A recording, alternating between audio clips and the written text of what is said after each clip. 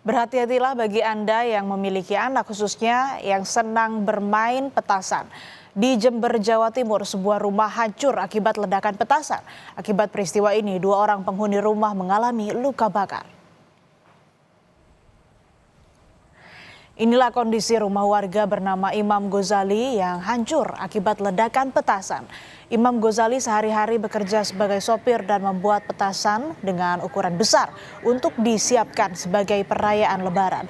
Ledakan terjadi saat Imam tengah merakit petasan dan diduga tersulut api rokok.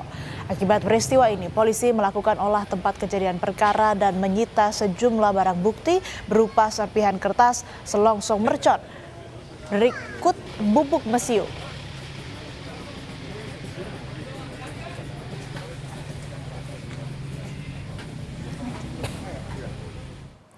Ghazali, di mana yang bersangkutan melakukan kegiatan meracik petasan dengan menggunakan bahan baku mesiu. Dan pada saat kejadian, kebetulan rumah dihuni oleh 3 orang dan yang mendapatkan luka 2 orang, yaitu 1 bapak atas nama Nur Imam Ghazali usia kurang lebih 45 tahun dan 1 anak usia 14 tahun.